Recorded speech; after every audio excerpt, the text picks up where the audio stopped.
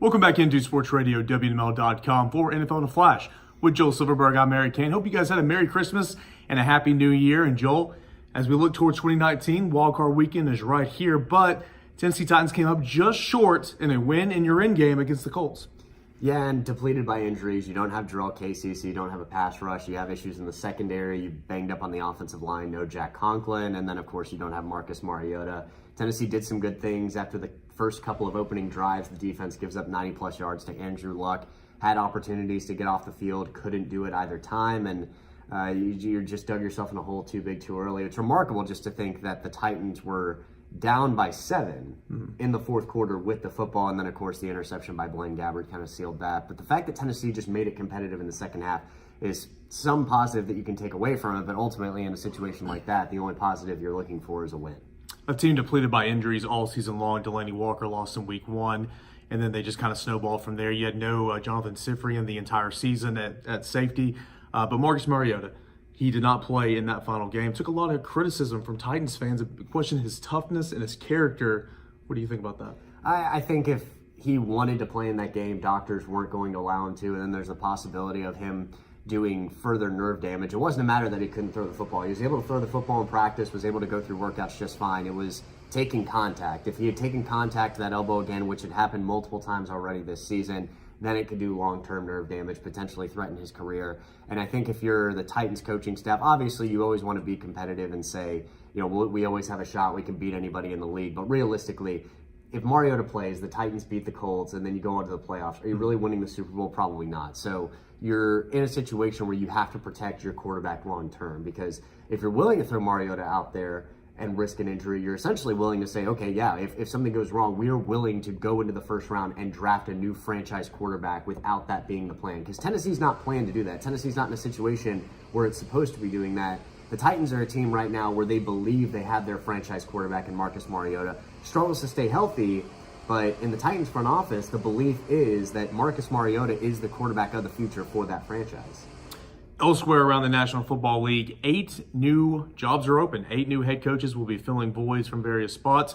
The most surprising departure for you, I'll start. Mine was Arizona with Steve Wilks. 1 season. Now, it was 3-13. I understand that, but 1 year, it's kind of hard to believe for me. I feel like the general manager should maybe pack a bag with him. That's my opinion. But mine's Steve Wilks. What about you? Yeah, I think it would be Wilks for me too, just because it's always surprising to see a coach canned after 1 year. At the same time, that was a Cardinals team that went 8-8 a season ago, and found themselves drafting kind of towards the middle of the first round. Rosen, I think, was the 11th pick overall, and that was a team that wasn't expected to take 5 games back. And so I think the reason you make that decision is we don't see it getting any better. Even if he turns it around, we don't see him getting it to the level that we want it to. And so you're looking for a coach that's going to be able to turn the whole thing around, because you had a good defense last year. You didn't this year. Easily the worst team in the league. And he's a defensive head coach. Yeah. And now you've got the number 1 pick in the draft, and you don't know if you can really use it because it's not a quarterback heavy draft. And so you can't trade it for other picks. You're not going to find a team that's necessarily as eager to trade up to the number 1 overall pick to get their next quarterback. So I think, yes, Wilks is probably the most surprising, but is there really anybody on the list that you look at and say, oh, I'm surprised that guy got fired? No, not really. If the Steelers were to go ahead and fire Mike Tomlin, that might add to the list, but right now it's Wilks just because it's his first season.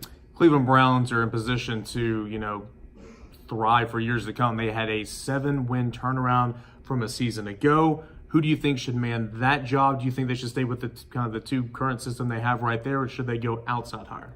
Yeah, I would keep Greg Williams, and I would at least find a way to keep Freddie Kitchens as the offensive coordinator, because he and Baker Mayfield have something churning together, and it's working. And after Hugh Jackson's departure, it seemed like the Browns' offense really started to click. They have the right pieces in place. They're a talented team, and they're a talented defense. They've got some guys on defense that are working really nicely for them as well. Denzel Ward, I thought, had a really impressive start to his rookie campaign. And I just like what they have on both sides of the football. Now, as an elite team, no. But I think if you have the right coach that comes into play there, that could be a team that continues to take steps and threaten for a playoff spot next year. Wildcard weekend on the horizon. So many good matchups that are on the table for the fans just to view. My game of the week is probably going to be Baltimore and Los Angeles, the Chargers. Now, these 2 teams played just 2 weeks ago, and it was Lamar Jackson and the Ravens securing a playoff seed and securing, getting in good position for a playoff or a division title. And the Chargers, they still, that's only their loss, one loss in the final 5 weeks of the season for the Chargers. But I think that will be a good matchup considering they just met 2 weeks ago. What about you? Yeah, I like that matchup a lot. Give me Colts-Texans as one to really watch. You got a divisional matchup, two teams that were really competitive, played one of the more intriguing games the first 3-4 weeks of the year when they had that overtime game. The Colts tried to go for it. Instead, they hand the win over to the Texans. Both teams have been red hot the last 2 months of the season. That could go either way. The game's going to be played in Houston, and I think the Colts have a really legitimate shot at that one.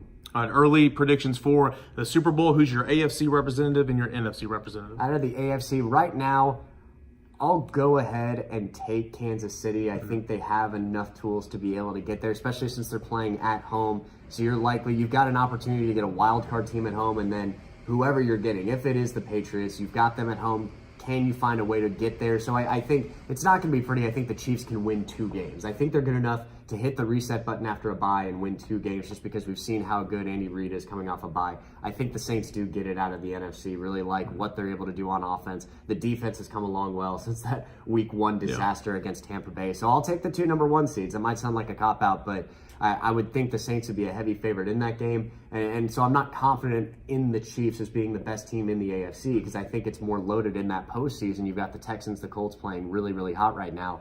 But I think they find a way to be able to squeak in 2 games. I think there are more teams on the AFC side that are really, really hot, really, really streaky. Obviously, they got off the rough starts and finished the year so strong.